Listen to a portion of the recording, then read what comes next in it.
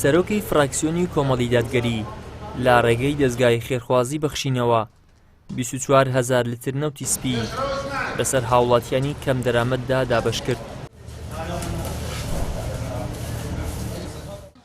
دابەشکردنی ئەو بڕەنەوتە لەلایەن سەرۆکی فراکسیۆنی کۆمەڵی دادگەریەوە لە کاتێکدایە حکوومەتی هەرێم بەڵێنی دابوو کەوا بەر لە هاتنی سەرما نەوت دابەش بکات، بەڵام تاکو ئێستا تەنها بەشێک لە ناوچە شاخاویەکان نەوتی حکوومەتیان پێگەیشتووە، ئەویش بە نرخێکی گران. 14,000 لیتر نەوتی دابین کرد لە بۆ هەولێر و دەوروبەری. ئێمەش سوپاس بۆخوا دابەشمان کرد بەسەر هەژاران لە ڕێی تەبەن کا ئەفسەر مەجید سەرۆکی فراکسیۆنی کۆمەڵ لێرە بەسەر خانەوادەی هەژاران.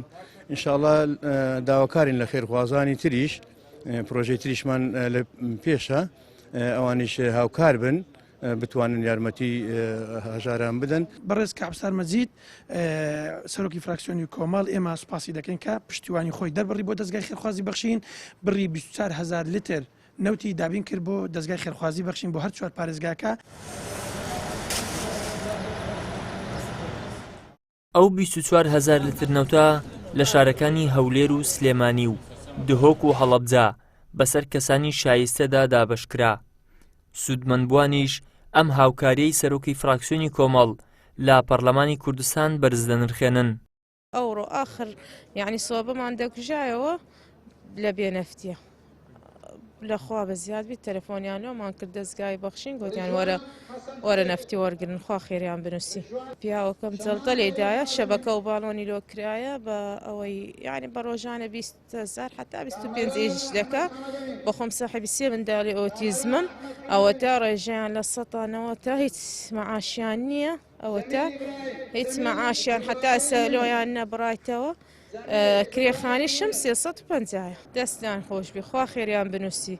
هەرەوەڵا بەهانامانەوە هاتن، یعنی زۆر پێویستە ئەو نەفتە بەو سەرمایانە مناڵمان ئۆتیزمی هەیە، یعنی تەحەمل بەرگەی سەرما ناگریتن. خوا دەزانینە ناو جێستایمە چەند ڕۆژە نەخۆشم سبەینم چ تەلەفۆنیان لۆ کردم هەردوو عام کردیاتە نیوڕانێکە بەخوا یەک گالۆنەکەم بەخێر دوات هیچ کەشم نەکڕیە. یا ڕەبی خوا خێریان بنووسی ئیشەڵڵا هەتا قەدەرێکت کە ئەمەش دەستم پێوە دەبی و بە تەمای خوا نەفتمانەوە بەخوای نا بەخوای یعنی هیچ نەفتمان وەرنەگرتێ هیچ والله تقریبا ئەو 5 سال 6 ساڵە زیاتر شارێ والله بەخۆم معاشم 200,000 ناوەڵە نەمکڕیە والله داواکاریمانەوەی حکومەت هەتا کەنجین یعنی ئەو خەرکەی دەچەوسێنتەوە بەس یعنی ئەگەر لە بەرەوەی نەبێتن بەرمی نەفتێکمان بدەنێ بەشمان دەکات.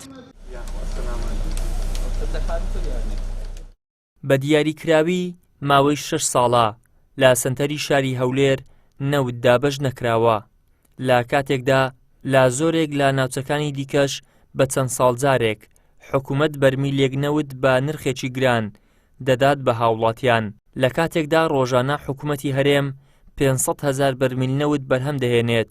ئەوەی لە سەرمای زستاندا لە خەمی هاوڵاتیاندایە ڕێکخرا و دەستگا خێرخوازیە ئیسلامیەکانن کە ساڵانە هەڵمەتی کۆکردنەوە و دابەشکردنی نەوت بەسەر هاوڵاتیاندا ئەنجام دەدەن.